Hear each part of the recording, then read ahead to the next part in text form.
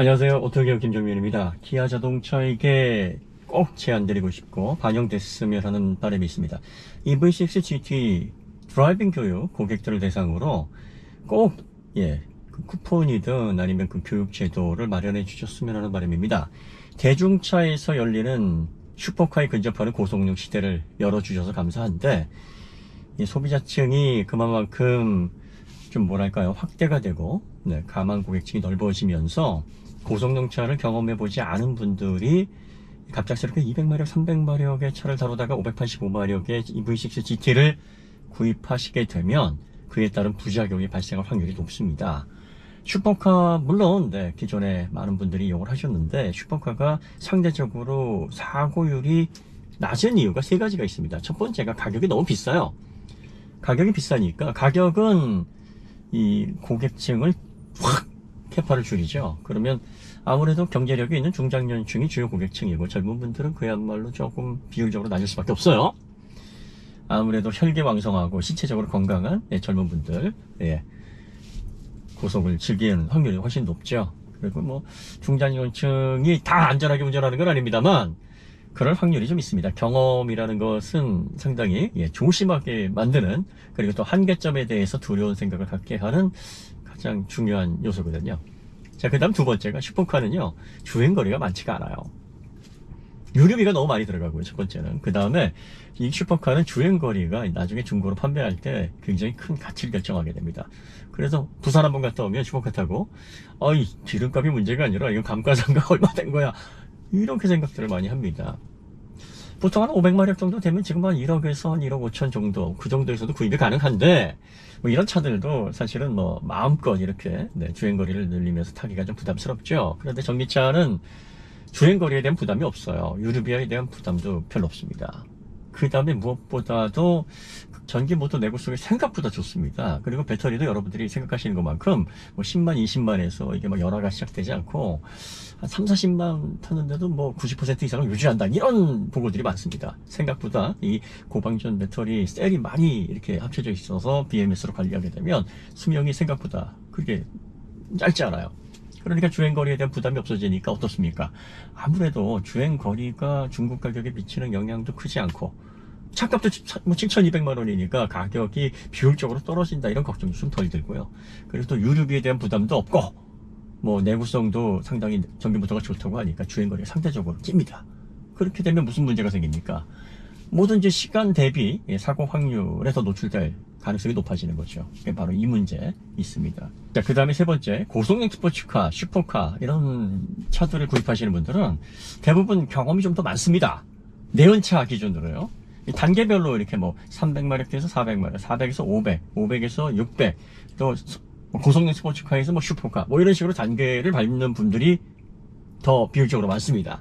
물론 뭐 한 방에 나는 그냥 슈퍼카로 갈 거야, 이런 분들도 계시지만, 대체로는 이렇게 차근차근 단계를 밟으면서 출력이 높아지고 성능이 강화되고, 그리고 성능 대비 추중비가 높아질수록 어떤 문제점들이 있겠구나, 어떤 위험성들이 있겠구나라는 걸 몸으로 체득합니다. 그런데 EV6 GT 같은 전기차들은요 그냥 가격이 7,200만 원이니까 조금 뭐 일반 소비자들도 마음 먹으면 살 수 있어요. 그래서 뭐 200마력, 300마력 요 정도 자동차를 운행하다가 바로 585마력으로 넘어가는 중간 단계를 건너뛰고 넘어가는 분들이 꽤 많이 있을 것 같습니다. 이런 분들이 몸으로 체득하지 못했을 때 급작스러운 더 빠르고 더 엄청난 가속도에서 발생하는 한계점에서의 컨트롤 상실, 이거 대처하기가 쉽지가 않습니다. 머릿속에서 생각하는 거와 실제 몸으로 반응하는 건 엄청난 차이가 있거든요. 어떤 분들은 뭐 10년 무사고, 20년 무사고, 30년 무사고, 그래서 난 베스트 드라이버야, 이렇게 생각들을 하시는데, 일상적인 상황에서 이벤트가 없을 때는 베스트 드라이버 맞습니다. 하지만 이벤트가 발생하게 되면 자동차가 한계점을 잃었을 때 이걸 어떻게 다뤄야 되는지 그 스킬이 없으면 초보 운전자나 별만 차이가 없어요. 대응하는 게 뭐 크게 나아지지 않습니다.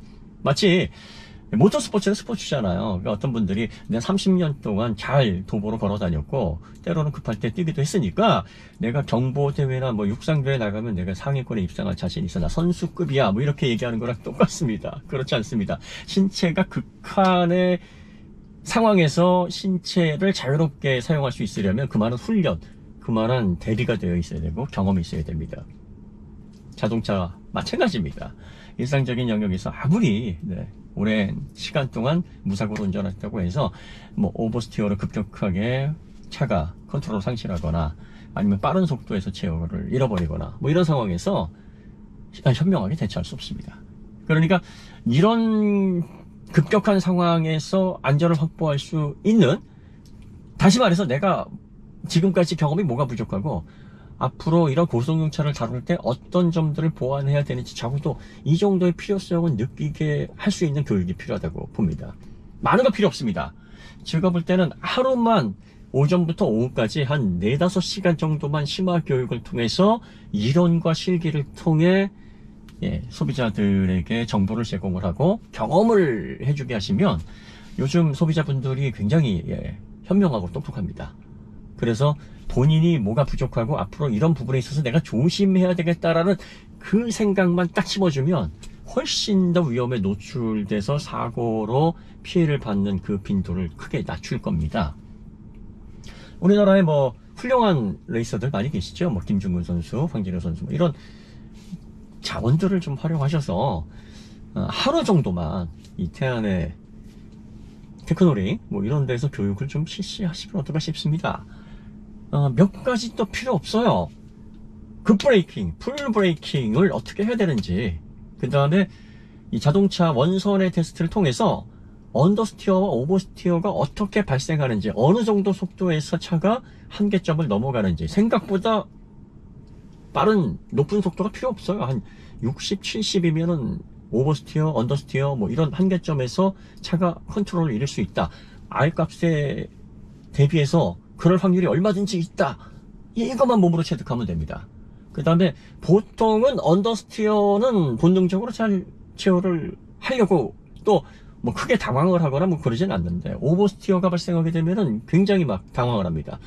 초보 운전자든 경험이 많은 운전자든 뒤가 돌기 시작하면 실제로 돌아간 각도보다 본인이 몸으로 체감하는 그 각도가 훨씬 더 크기 때문에 이때 당황을 하게 되고 정신줄을 놓고 허둥지둥할 수 있습니다. 자, 이럴 때 카운터 스티어를 어떻게 할 수 있는지에 대한 기본적인 요령을 교육하시면 됩니다. 근데 이 카운터 스티어가 생각보다 어렵지 않아요. 물론 차가 오버스티어에서 거동을 상실했을 때 어느 정도 카운터를 줘야 되는지, 또 어떤 타이밍에 줘야 되는지, 그래서 솜씨 있게 차를 다시 거동을 잡아서 안정적인 어떤 궤도로 만들어 놓는 그런 스킬 자체는 많은 연습 그리고 또 반복 훈련이 필요합니다.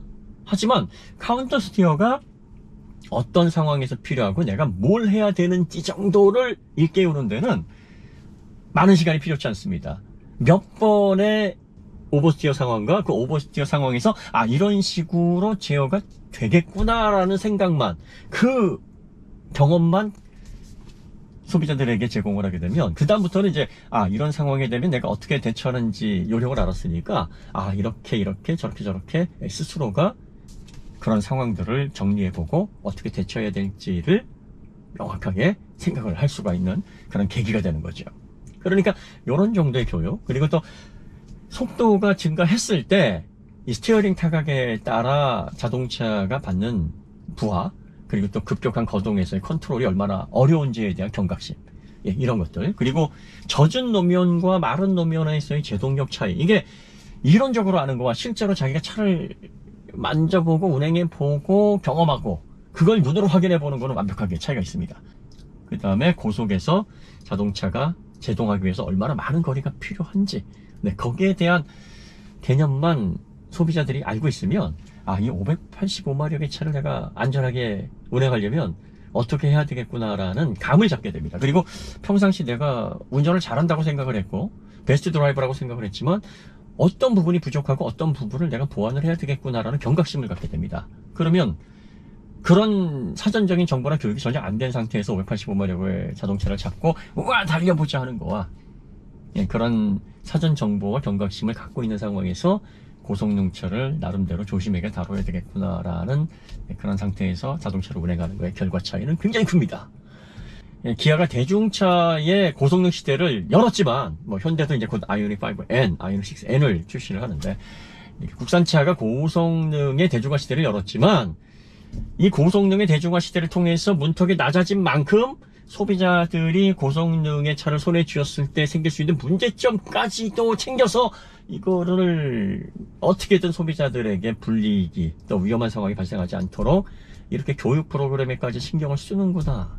이런 것들이 브랜드의 밸류를 높이고 결국은 브랜드의 로열티를 만들어줍니다. 충성도를 만들어줘요.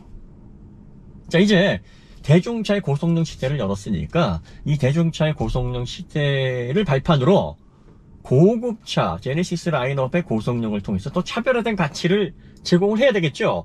첫 단추를 잘 끼우셔야 됩니다. 단순히 성능이나 가성비 쪽으로만 접근하시는 게 아니라 브랜드가 책임감, 리스폰시빌리티 부분에서도 우리는 예전의 국산차가 아니다. 우리는 예전의 흉기가 아니다.